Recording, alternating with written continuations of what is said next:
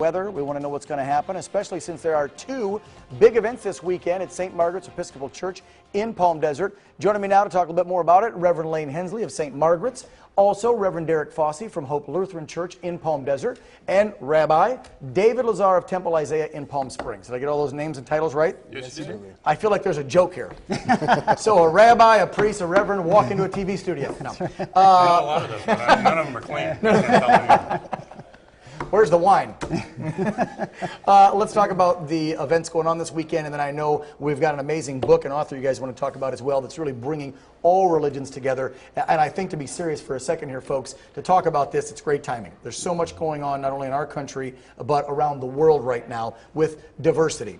Whether it's ethnicity, especially religion. We know almost every war in the history of this world, unfortunately, has been created over some sort of disbelief in others' religion, and that's really what's important about this book. But let's back up first and talk about the fun events that are happening this weekend to come out to the church and experience. Yeah, well, the events, the main one is for us St. Margaret's Day on Sunday. That's at 10 o'clock this Sunday morning, the 15th, and that's the ceremony with the bagpipes. We've got brass, timpani. Our bishop is going to be here. It's going to be a big party.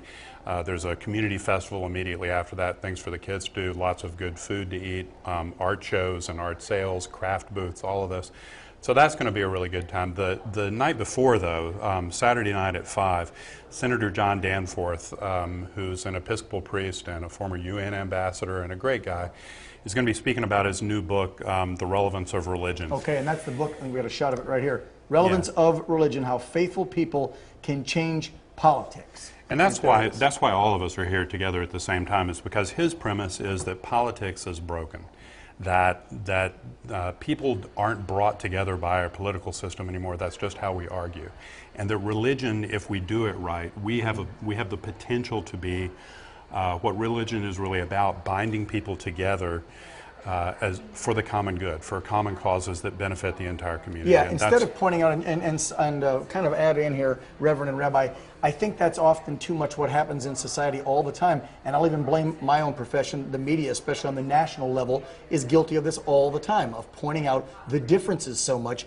in the religions, and that happens then with politics. It transfers over, and that gets every other American fighting with every other neighbor of theirs just because they have some difference of opinion in religion, when in fact most religions are all preaching the same thing, just in maybe a different way. Well, the non-crazy ones. I mean, you're talking about the Starbucks. You're talking about the Starbucks cups. Right. But the reality is, I don't think any of us are too worked up. You don't care about the Starbucks cup. No. It doesn't make you a good Christian if you think Starbucks had a good or bad cup, right? It does They're not. not trying to kill Christmas. Does not make a difference whatsoever. Okay. And you heard that right there. 3 men of the cloth saying the cup doesn't matter. Okay, good. Yep. And I think that there's a hunger in our society for people to come together for the common good, to work together. That's why people are so put off by the politics today and by religion, because oftentimes the most polarizing and boisterous people are getting all the attention. And they're the extremists That's of whatever right. that group may be. It may be Islam.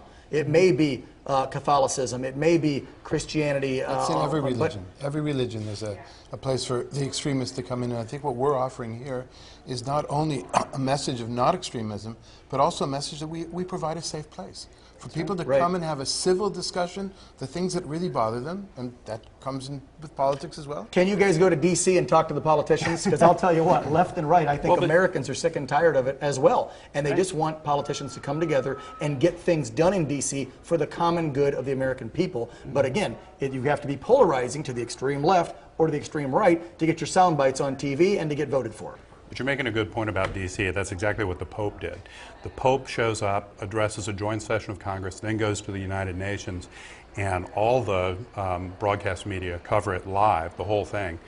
The political debates right now not being broadcast live. Why? Because they're divisive. Because the Pope is coming and saying something very simple like, we need to take care of each other. We need to respect each other. We need to be looking out for the interests of the common good. So it wasn't about converting people to Catholicism. It was about pulling us together as a united people. No matter what religion or background or ethnicity. Right, exactly. All right, one more time. Put the information on the screen if we didn't do so. There it is. That's when the former Senator John Danforth will be in town over at St. Margaret's Episcopal Church Saturday at 5 p.m. doing his book signing and talking about the relevance of religion. It's a great sounding book. May I keep this one so I can read it? Absolutely. Awesome. Great.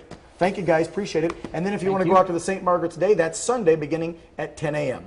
Appreciate it. Thank you guys very much for coming in, talking about that. Great stuff.